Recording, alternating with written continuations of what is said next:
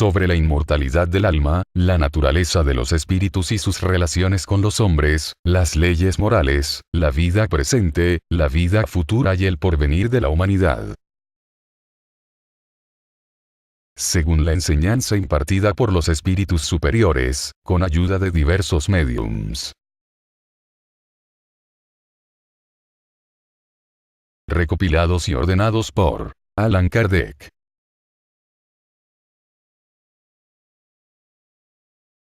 Mundo espírita, o de los espíritus. Capítulo 1. Acerca de los espíritus. Origen y naturaleza de los espíritus. ¿Qué definición se puede dar de los espíritus? Podemos decir que los espíritus son los seres inteligentes de la creación. Pueblan el universo fuera del mundo material. Nota. La palabra espíritu se emplea aquí para designar a las individualidades de los seres extracorpóreos, y no al elemento inteligente universal. Los espíritus son seres distintos de la divinidad, o bien constituirían tan solo emanaciones o parcelas de ella, llamándoseles por tal razón hijos, o criaturas de Dios. Son su obra, exactamente como un hombre que construye una máquina. Esa máquina es la obra del hombre y no él mismo. Bien sabes que cuando el hombre hace una cosa bella y útil la denomina su criatura o su creación. Pues bien, lo propio acontece con Dios. Somos sus hijos, puesto que somos su obra.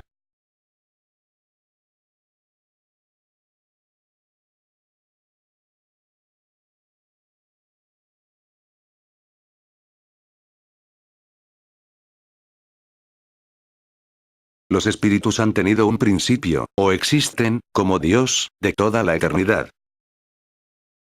Si no hubieran tenido un principio, serían iguales a Dios, pero constituyen su creación y se hallan sometidos a su voluntad. Dios existe de toda eternidad, y esto es incontestable, pero en lo que se refiere a saber cuándo y cómo Él nos creó, no sabemos nada al respecto. Puedes decir que no hemos tenido comienzo si entiendes por ello que, siendo Dios eterno, debió crear sin tregua, pero cuándo, y cómo fue hecho cada uno de nosotros. Te lo repito, nadie lo sabe. Allí reside el misterio. Puesto que dos elementos generales hay, en el universo, el elemento inteligente, y el material. Se podría afirmar que los espíritus están formados del elemento inteligente, así como los cuerpos inertes se hallan integrados por el elemento material. Es evidente. Los espíritus son la individualización del principio inteligente, del modo que los cuerpos constituyen la individualización del principio material. Lo que desconocemos es la época y la manera de esa formación. ¿Es permanente la creación de espíritus, o solo tuvo lugar en el principio de los tiempos? Es permanente, o sea que Dios no ha cesado jamás de crear. ¿Se forman los espíritus espontáneamente, o proceden los unos de los otros? Dios los crea, como a todas las demás criaturas, por su voluntad. Pero, una vez más lo repito, su origen es un enigma. ¿Es exacto expresar que los espíritus son inmateriales? ¿Cómo se podría definir algo cuando se carece de términos de comparación, y con un lenguaje insuficiente? ¿Un ciego de nacimiento puede acaso definir la luz? Inmaterial no es la palabra. Incorpóreo, sería más exacto, porque debes comprender bien que, siendo el espíritu una creación, debe ser algo. Es una materia quintesenciada, pero sin analogía para vosotros, y tan etérea, que no puede ser percibida por vuestros sentidos. ¿Los espíritus tienen un fin? Se comprende que el principio de que dimanan sea eterno, pero lo que preguntamos es si su individualidad tendrá un término, y si en determinado tiempo, más o menos prolongado, el elemento de que están formados no se disgrega, y retorna a la masa, como acontece con los cuerpos materiales. Resulta difícil entender que algo que tuvo principio pueda no tener fin. Muchas cosas hay que vosotros no comprendéis, por cuanto vuestra inteligencia es limitada, y esa no es una razón para rechazarlas. El niño no comprende todo lo que entiende su padre, ni el ignorante todo lo que comprende el sabio. Te decimos que la existencia de los espíritus no concluye en modo alguno, y es todo cuanto podemos ahora decir. Mundo normal primitivo. ¿Constituyen los espíritus un mundo aparte, fuera del que vemos nosotros? Sí, el mundo de los espíritus, o de las inteligencias incorpóreas. En el orden de las cosas, ¿cuál de los dos es el principal? ¿El mundo espírita, o el mundo corporal? El mundo espírita. Es preexistente y sobreviviente a todo. ¿Podría el mundo corporal cesar de existir, o no haber existido nunca, sin alterar la esencia del mundo espírita? Sí. Son independientes, y sin embargo su correlación es incesante, pues reaccionan sin cesar, el uno sobre el otro. ¿Ocupan los espíritus una región determinada y circunscrita en el espacio? Los espíritus se encuentran por doquier. Los espacios infinitos se hallan poblados por ellos. Los hay que están sin cesar al lado de vosotros, observándoos, y obrando sobre vosotros, sin que lo advirtáis, pues los espíritus son una de las potencias de la naturaleza, y los instrumentos de que Dios se sirve para el cumplimiento de sus designios providenciales. Pero no todos van a todas partes, porque hay regiones que están prohibidas a los menos adelantados.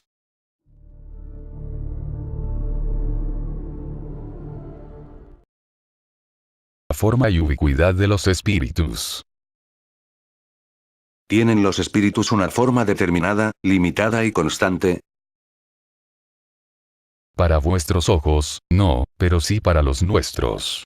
Esa forma es, si así lo queréis, una llama, un fulgor o una chispa etérea.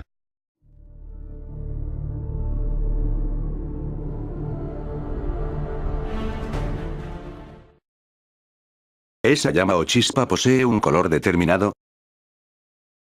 Para vosotros, varía de lo oscuro, hasta el brillo del rubí, según sea, el espíritu más o menos puro. ¿Los espíritus ponen cierto tiempo en franquear el espacio? Sí, pero son tan veloces como el pensamiento. ¿El pensamiento no es el alma misma que se transporta? Cuando el pensamiento se halla en un lugar, allí está también el alma, puesto que es esta última la que piensa. El pensamiento es un atributo. El espíritu que se desplaza, de un sitio a otro, tiene conciencia de la distancia que recorre y de los espacios que atraviesa, o, por el contrario, es transportado de súbito, al lugar donde quiere ir. Lo uno y lo otro. El espíritu puede muy bien, si así lo desea, darse cuenta de la distancia que recorre, pero tal distancia puede asimismo borrársele por completo. Depende de su voluntad, y también, de su naturaleza más o menos depurada.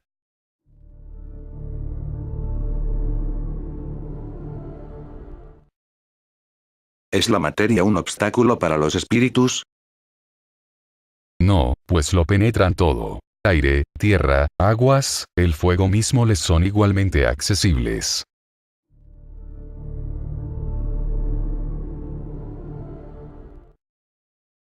Poseen los espíritus el don de la ubicuidad. En otras palabras, un mismo espíritu puede dividirse o estar en varios puntos a la vez.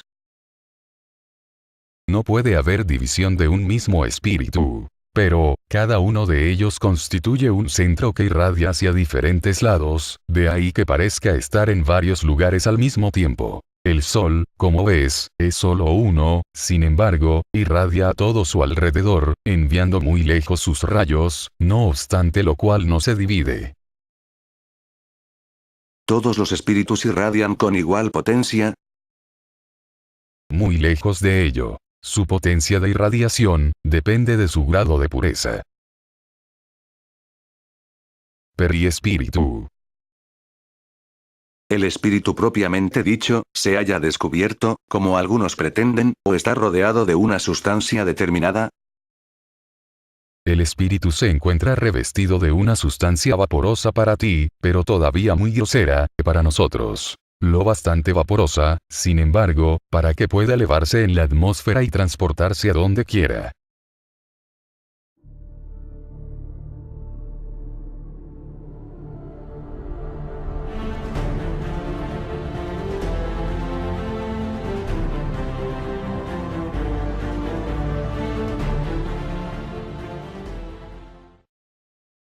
¿De dónde toma el espíritu su envoltura semimaterial? Del fluido universal, de cada globo. De ahí que no sea idéntica en todos los mundos. Al pasar de un mundo a otro el espíritu muda de envoltura, como cambiáis vosotros de vestimenta. De manera, pues, que cuando los espíritus que moran en los mundos superiores vienen aquí, a la tierra, toman un periespíritu más grosero. Precisa que se revistan con vuestra materia. Lo hemos dicho ya. La envoltura semimaterial del espíritu adopta formas determinadas. ¿Y puede ser perceptible? Sí, una forma que plazca al espíritu, y así se os aparece en ocasiones, ya sea durante vuestros sueños o cuando os halláis en estado de vigilia, y así también puede adoptar una forma visible e incluso palpable. Diferentes órdenes de espíritus. ¿Son iguales unos a otros los espíritus, o, por el contrario, existe entre ellos una jerarquía? Son de diferentes órdenes, conforme al grado de perfeccionamiento que han alcanzado. ¿Hay entre los espíritus un número determinado de órdenes, o grado de perfección?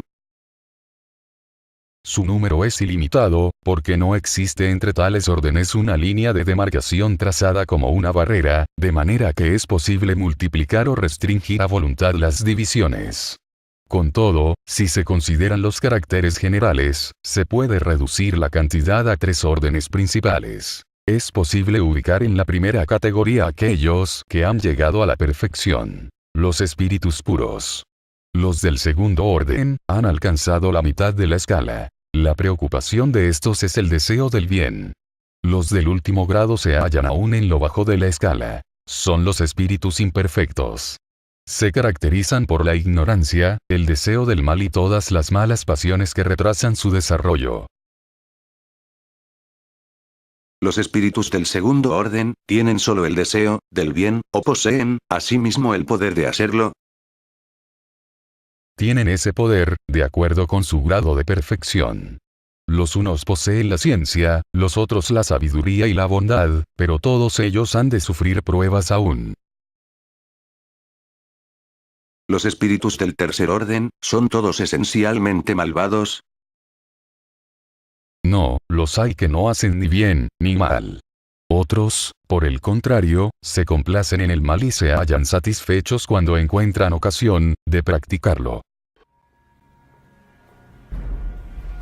Oi, amor, cheguei. Oi, amor, a gente tá lá no fogão.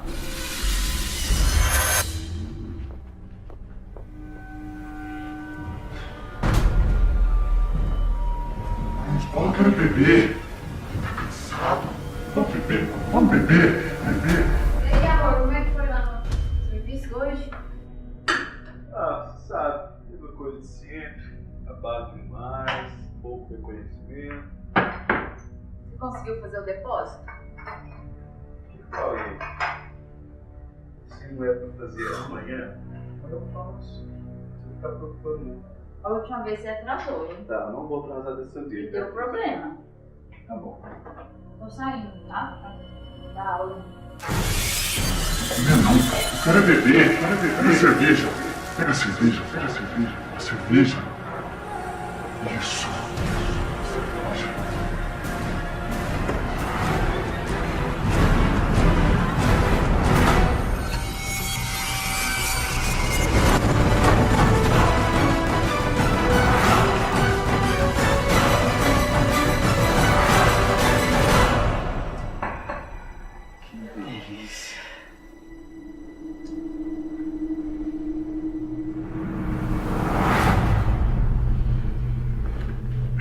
E aí, amor, você lembrou de abastecer o carro? Gostei sim. Pode Cadê ficar a tranquilo. chave? Tá aqui sim. Já tô saindo, tá? Pra dar aula.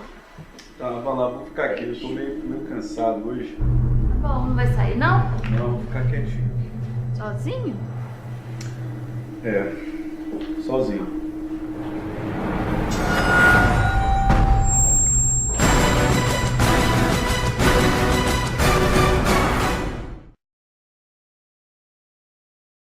Están, después, los espíritus frívolos o traviesos, más revoltosos que ruines, que disfrutan más bien con los enredos que con la maldad, y encuentran placer en engañar, y causar pequeñas contrariedades, las que los divierte.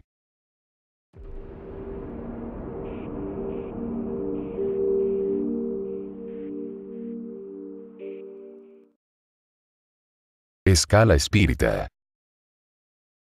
Observaciones preliminares. La clasificación de los espíritus se basa sobre su grado de adelanto, las cualidades que han adquirido, y las imperfecciones de que han de despojarse todavía. Por lo demás, esa clasificación no tiene nada de absoluto. Cada categoría representa un carácter definido solo en su conjunto.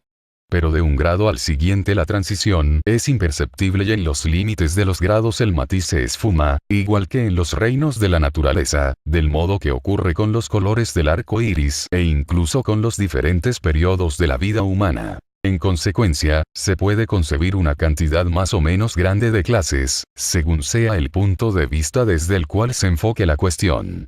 Ocurre aquí lo que en todo sistema de clasificación científica. Pueden ser más o menos completos y más o menos racionales y cómodos para la inteligencia, pero, sean como fueren, no alteran en nada el fondo de la ciencia. Por tanto, los espíritus interrogados acerca de este punto han podido diferir en el número de categorías, sin que de ello pueda extraerse mayor trascendencia.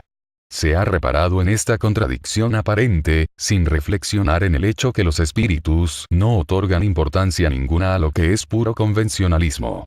Para ellos, el pensamiento significa todo. Dejan a nuestro arbitrio la forma, la elección de los términos, las clasificaciones. En suma, los sistemas. Agreguemos todavía esta consideración, que no se ha de echar jamás en olvido. Entre los espíritus, como entre los hombres, los hay sobremanera ignorantes, y nunca nos guardaremos demasiado contra la tendencia a creer que todos ellos deben saberlo todo por el hecho de ser espíritus. Toda clasificación exige método, análisis y conocimiento profundo del asunto. Ahora bien, en el mundo de los espíritus, aquellos que poseen conocimientos limitados son, como en la tierra los ignorantes, inhábiles para abarcar un conjunto, para formular un sistema. Solo de manera imperfecta conocen o comprenden cualquier clasificación. Para ellos, todos los espíritus que están por encima de su nivel pertenecerán al primer orden, y piensan así porque no se hallan en condiciones de distinguir los matices del saber, la capacidad y moralidad que distinguen a aquellos, tal como acontece entre nosotros con un hombre rudo que juzga a las personas ilustradas. Incluso los que son capaces de ello pueden diferir en cuanto a las categorías, según sea su punto de vista, en especial cuando una división no tiene nada de absoluto. Y bien, así hemos procedido nosotros. No inventamos a los espíritus ni sus caracteres. Hemos visto y observado, los hemos juzgado conforme a sus palabras y sus hechos, y después los clasificamos por sus similitudes, basándonos en los datos que ellos nos proporcionaron. Por regla general, los espíritus admiten 3 categorías principales u otras tantas grandes divisiones. En la última, la que está al pie de la escala, se hallan los espíritus imperfectos, caracterizados por el predominio de la materia sobre el espíritu y la tendencia al mal. Los de la segunda, en cambio, se distinguen por el predominio del espíritu sobre la materia y por el deseo de realizar el bien. Estos son los espíritus buenos. Y la primera comprende a los espíritus puros, aquellos que han alcanzado el grado supremo de la perfección. Tal división nos parece completamente racional y presenta caracteres bien definidos. Solo nos restaba, entonces, hacer resaltar, por medio de un número suficiente de subdivisiones, los matices principales del conjunto. Y es lo que hemos hecho con ayuda de los espíritus, cuyas bondadosas instrucciones no nos faltaron jamás. Con el concurso de esta tabla será fácil determinar el rango y grado de superioridad o inferioridad de los espíritus con los cuales podemos entrar en relación y, en consecuencia, conoceremos el grado de confianza y estima que deben merecernos. En cierto modo es esta la clave de la ciencia espírita, por cuanto solo ella puede explicar las anomalías que presentan las comunicaciones, ilustrándonos respecto de las desigualdades intelectivas y morales de los espíritus. Con todo, haremos notar que los espíritus no siempre pertenecen de manera exclusiva a tal o cual clase. puesto que su progreso se realiza en forma gradual, y a menudo más en un sentido que en otro, pueden reunir los caracteres de varias categorías, lo que se aprecia con facilidad juzgando su lenguaje y sus actos. Tercer orden. Espíritus imperfectos. Caracteres generales. Predominio de la materia sobre el espíritu. Tendencia al mal. Ignorancia y orgullo, egoísmo y todas las malas pasiones que de él derivan. Tienen la intuición de Dios, mas no lo comprenden. Sin embargo, no todos son esencialmente malos. En algunos de ellos hay más frivolidad, inconsecuencia y malicia que verdadera ruindad. Unos no hacen ni bien ni mal, pero solo porque no realizan el bien, denotan inferioridad. Otros, por el contrario, se complacen en el mal, y se sienten satisfechos cuando se les presenta oportunidad para hacerlo. Pueden aliar la inteligencia a la ruindad o a la malicia. Pero, sea cual fuere su desarrollo intelectual, sus ideas son poco elevadas, y sus sentimientos, más o menos abyectos. Tienen conocimientos limitados acerca de las cosas del mundo espírita, y lo poco que saben de ello se confunde con las ideas y prejuicios de la vida corporal. No pueden darnos de aquel sino nociones falsas e incompletas. Mas el observador atento encuentra a menudo, en sus comunicaciones, no obstante su imperfección, confirmadas las grandes verdades que los espíritus superiores enseñan. El carácter de estos espíritus se revela por el lenguaje que emplean. Todo espíritu que en el transcurso de sus comunicaciones deje traslucir un pensamiento malo puede ser incluido en el tercer orden. En consecuencia, todo pensamiento malo que se nos sugiera proviene de un espíritu de ese orden. Ven la felicidad de los buenos, y esta visión constituye para ellos un tormento incesante, porque experimentan todas las angustias que la envidia y los celos pueden producir. Conservan el recuerdo y la percepción de los sufrimientos de la vida corporal, y esa impresión es muchas veces más penosa que la realidad misma. Así pues, sufren de veras los males que han soportado y los que infligieron a los demás. Y, como los padecen durante mucho tiempo, creen que han de experimentarlos siempre. Podemos dividirlos en 5 clases principales. Quinta clase. Espíritus impuros. Durante las comunicaciones se les reconoce por su lenguaje. Trivialidad y grosería de las expresiones, tanto entre los espíritus como entre los hombres, denotan siempre inferioridad moral, sino intelectiva. Sus comunicaciones denuncian la bajeza de sus inclinaciones, y si quieren inducir a engaño expresándose de una manera sensata, no pueden prolongar mucho tiempo su comedia y terminan siempre por dejar traslucir su origen. Algunos pueblos han hecho de ellos sus divinidades maléficas y otros los designan con los nombres de demonios, genios malos o espíritus del mal. Los seres vivientes a quienes animan, cuando se han encarnado, son propensos a cuantos vicios engendran las pasiones viles y degradantes. Sensualidad y crueldad, bellaquería e hipocresía, avidez y sórdida avaricia. Practican el mal por el mero placer de hacerlo, casi siempre sin motivos para ello, y por odio al bien escogen las más de las veces a sus víctimas entre las personas honradas. Son plagas para la humanidad, sea cual fuere su clase social a que pertenezcan, y su barniz de civilizados no les exime del oprobio y la ignominia. Cuarta clase. Espíritus frívolos. Son ignorantes y maliciosos, tornadizos y burlones. En todo se meten y responden a todo, sin preocuparse de la verdad. Se placen en causar contrariedades o pequeñas satisfacciones, en urdir enredos o chismes, en inducir maliciosamente a error valiéndose de fraudes y picardías. A esta clase pertenecen los espíritus vulgarmente designados como trasgos, duendes, gnomos o diablillos. Están bajo la dependencia de espíritus superiores, quienes los emplean a menudo, como lo hacemos nosotros con nuestros servidores. En sus comunicaciones con los hombres su lenguaje es a veces ingenioso y jocoso, pero casi siempre desprovisto de profundidad. Captan las extravagancias y ridiculeces de los seres humanos, expresándolas con rasgos mordaces y satíricos. Si bien es cierto que se atribuyen nombres supuestos, suelen hacerlo por malicia más que por perversidad. Tercera clase. Espíritus pseudo-sabios. Sus conocimientos son bastante extensos, pero creen saber más de lo que en realidad saben. Habiendo realizado algunos progresos desde diferentes puntos de vista, su lenguaje tiene un carácter serio, capaz de inducir a error respecto a su capacidad y a sus luces.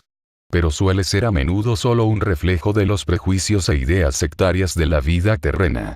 Se trata de una mezcla de algunas verdades junto a los errores más absurdos, en medio de los cuales se transparentan la presunción y el orgullo, los celos y la terquedad de que no han podido despojarse. Segunda clase. Espíritus neutros. Estos no son ni lo bastante buenos para realizar el bien ni lo suficientemente malos para practicar el mal. Se inclinan tanto hacia el uno como hacia el otro y no se elevan por encima del nivel vulgar de la humanidad, así en lo moral como en lo intelectual. Se apegan a las cosas de la tierra, de cuyas groseras alegrías sienten nostalgia. Primera clase. Espíritus golpeadores y perturbadores. Estos espíritus no constituyen, propiamente hablando, una clase distinta, desde el punto de vista de sus cualidades personales. Pueden pertenecer a todas las clases del tercer orden.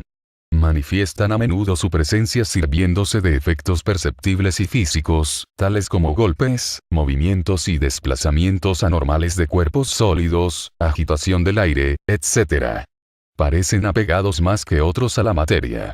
Son los agentes principales de las vicisitudes de los elementos del globo, ya sea que operen en el aire o el agua, el fuego o los cuerpos duros, e inclusive en las entrañas mismas de la tierra.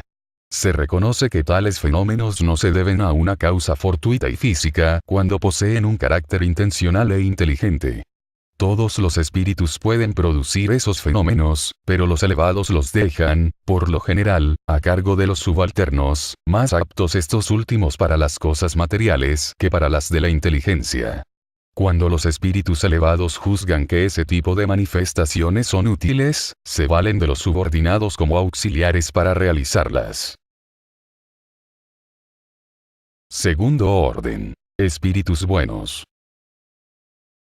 Caracteres generales. Predominio del espíritu sobre la materia. Deseo del bien. Sus cualidades y su poder para practicar el bien se hallan en relación con el grado a que llegaron. Unos tienen ciencia, otros sabiduría y bondad. Los más adelantados aunan el saber a las cualidades morales. No estando aún desmaterializados por completo, conservan más o menos, según su rango, las huellas de la existencia corporal, ora en la forma de expresarse, ora en sus hábitos, en lo que incluso vuelven a encontrarse algunas de sus manías. De otro modo serían espíritus perfectos. Comprende a Dios y el infinito y disfrutan ya de la felicidad de los buenos.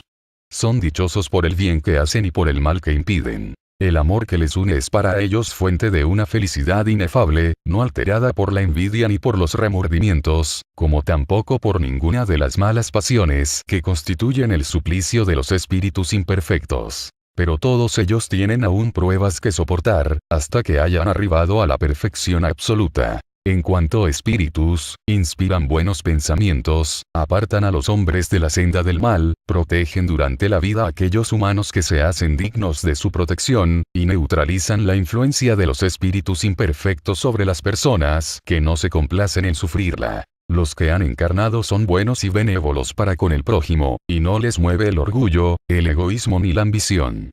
No experimentan odio, rencor, envidia ni celos, y hacen el bien por el bien mismo. A este orden pertenecen los espíritus que las creencias vulgares designan con los términos de genios buenos, genios protectores o espíritus del bien. En tiempos de supersticiones e ignorancia se ha hecho de ellos las divinidades benéficas. Podemos dividirlos en 4 grupos principales, a saber. Quinta clase. Espíritus benévolos. Su cualidad dominante es la bondad. Se placen en prestar servicio a los hombres y protegerlos, pero su saber es limitado. Su progreso se ha realizado más en el sentido moral que en el intelectivo. Cuarta clase. Espíritus sabios.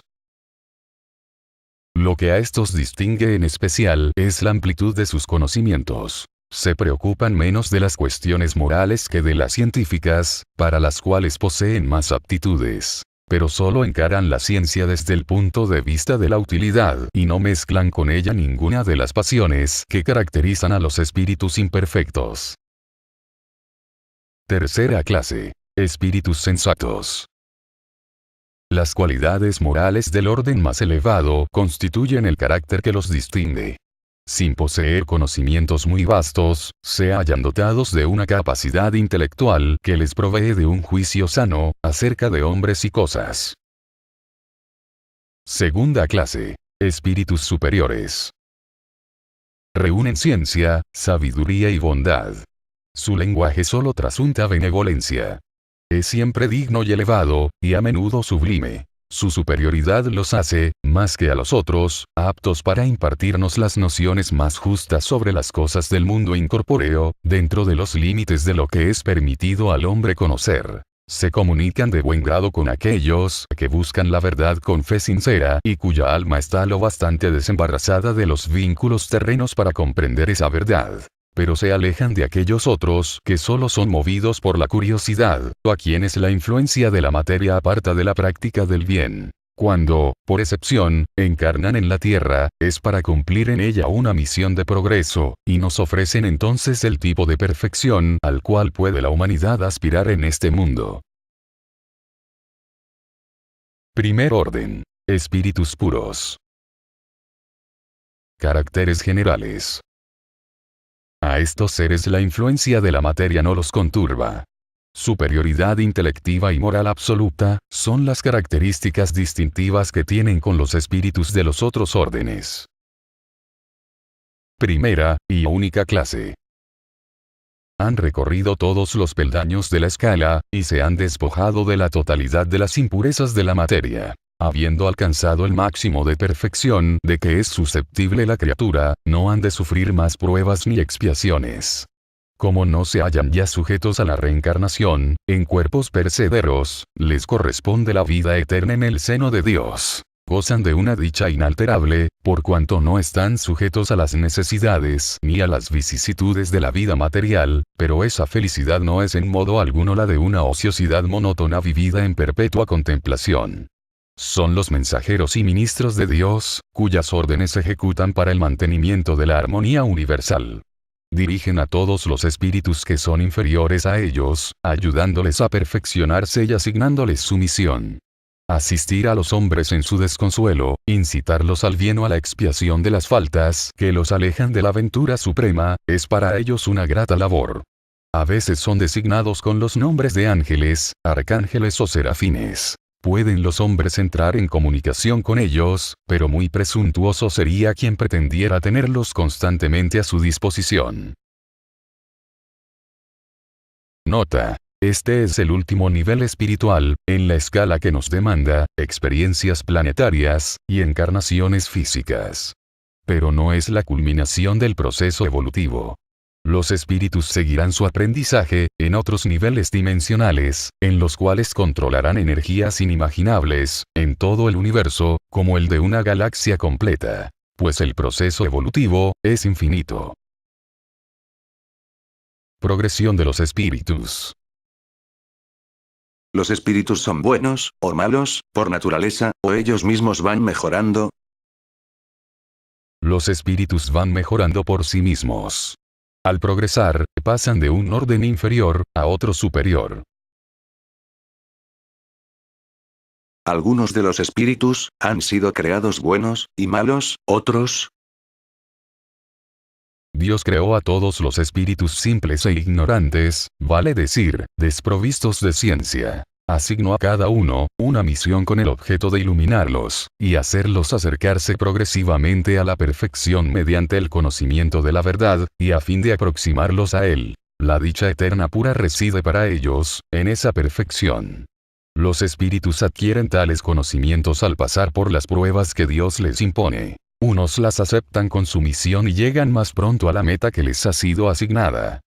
Otros solo las soportan de mala gana, y quedan así, por su culpa, lejos de la perfección, y de la felicidad prometida. Según esto, los espíritus parecerían ser, en su origen, como los niños, ignorantes, y faltos de experiencia, pero que adquieren poco a poco los conocimientos de que carecen, recorriendo las diferentes fases de la vida. Sí, justa es la comparación. El niño rebelde permanece ignorante, e imperfecto. Adelanta más o menos, según su grado de docilidad. Pero la vida del hombre posee un término, en tanto que la de los espíritus se extiende hasta lo infinito. ¿Hay espíritus que seguirán perpetuamente en los rangos inferiores? No. Todos ellos se harán perfectos. Van cambiando, aunque con lentitud, porque, como dijimos en otra oportunidad, un Padre justo y misericordioso no puede desterrar eternamente a sus hijos. ¿Pretenderías tú que Dios, tan grande, bueno y justo, fuese peor que vosotros? ¿Depende de los espíritus mismos, acelerar su progreso hacia la perfección? Por cierto que sí. Llegan más o menos pronto, según su deseo, y su sometimiento a la voluntad de Dios. Un niño dócil no se instruye más rápido que uno reacio. ¿Pueden los espíritus degenerar? No, ya que conforme avanzan van comprendiendo lo que les alejaba de la perfección. Cuando el espíritu ha superado una prueba, adquiere el conocimiento de ella, y no lo echa al olvido. Puede permanecer estacionario, mas no retrocede. ¿No podría Dios eximir a los espíritus de las pruebas que han de sufrir para llegar al primer orden? Si hubieran sido creados perfectos no tendrían méritos, para disfrutar de los beneficios de esa perfección. ¿Dónde residiría el mérito, de no existir la lucha? Por otra parte, la desigualdad que entre ellos existe es necesaria a su personalidad. Además, la misión que cumplen en los diferentes grados, está dentro de las miras de la providencia, a los fines de mantener la armonía del universo. ¿Todos los espíritus pasan por la serie de pruebas del mal, para alcanzar el bien? No por la serie de pruebas del mal, sino por la de la ignorancia. ¿Por qué ciertos espíritus han seguido la senda del bien, y otros la del mal? ¿No poseen acaso libre albedrío? Dios no creó espíritus malos, los creó simples e ignorantes, esto es, poseedores de tanta aptitud para el bien como para el mal. Los que son malos han llegado a hacerlo por su voluntad. Como los espíritus en su origen, cuando no tienen todavía conciencia de sí mismos, pueden poseer la libertad de escoger entre el bien y el mal. ¿Hay en ellos un principio o tendencia, que les lleva más bien en una dirección, que en la otra?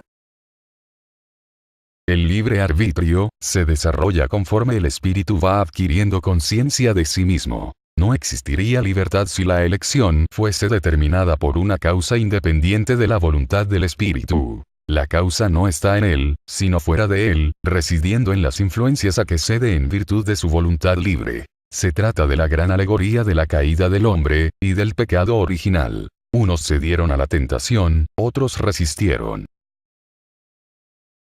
¿De dónde provienen las influencias que se ejercen sobre él? De los espíritus imperfectos, que tratan de apoderarse de él, y dominarlo, y que encuentran gran satisfacción en hacerle sucumbir.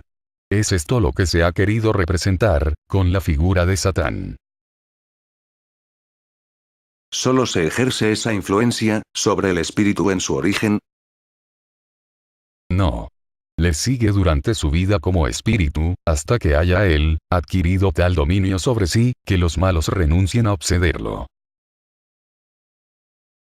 ¿Por qué ha permitido Dios que los espíritus sigan la senda del mal? ¿Cómo os atrevéis a pedir a Dios cuenta de sus actos? ¿Creéis acaso poder penetrar sus designios? No obstante, podéis deciros esto. La sabiduría de Dios está en la libertad que deja a cada cual para escoger, porque a cada uno cabe el mérito que le otorgan sus obras. Puesto que existen espíritus que desde el principio siguen el camino del bien absoluto, y otros el del mal absoluto, ¿hay sin duda gradaciones entre ambos extremos? Por cierto que sí, y son la gran mayoría. Los espíritus que han seguido el sendero del mal, ¿podrán llegar al mismo grado de superioridad que los otros? Sí, pero más largas serán para ellos las eternidades. Los espíritus que han alcanzado el grado supremo, tras haber pasado por el mal, ¿tienen, a los ojos de Dios, menos méritos que los otros? Dios contempla a los descarriados, con la misma mirada, y ama a todos de idéntica manera. Se dice que son malos, porque cayeron vencidos, pero solo eran antes espíritus simples. ¿Los espíritus son creados iguales en facultades intelectivas? Son creados iguales, pero, no sabiendo de dónde provienen, es menester que el libre albedrío siga su curso. Progresan con mayor o menor rapidez, tanto en inteligencia como en moralidad. Ángeles y demonios. Los seres que denominamos ángeles, arcángeles y serafines, ¿integran una categoría especial, de naturaleza diferente, a la de los otros espíritus? No. Son los espíritus puros, los que se hallan en el peldaño más alto de la escala, y reúnen todas las perfecciones. ¿Los ángeles han recorrido todos los grados? Los recorrieron todos, pero, como hemos dicho ya, unos aceptaron su misión sin protestar, y han llegado más pronto. Otros, en cambio, pusieron un tiempo más o menos prolongado para alcanzar la perfección. Si la opinión que admite la existencia de seres creados perfectos y superiores a todas las demás criaturas es errónea, ¿cómo se explica que esté en la tradición de casi todos los pueblos? Debes saber que tu mundo no existe de toda eternidad y que, mucho tiempo antes que él existiera, ya había espíritus que habían alcanzado el grado supremo. Así pues, los hombres han podido creer que aquellos habían sido siempre perfectos. ¿Hay demonios, en el sentido que se da a esta palabra? Si los hubiera, serían obra de Dios, y sería Dios justo, y bueno si hubiese creado seres eternamente, consagrados al mal, y desdichados. Si existen demonios, los hay en tu mundo inferior, y en otros similares donde ellos residen. Han sido los hombres hipócritas, los que hicieron de un Dios justo un Dios ruin, y vengativo, y que creen serle agradables mediante las abominaciones, que en su nombre se cometen.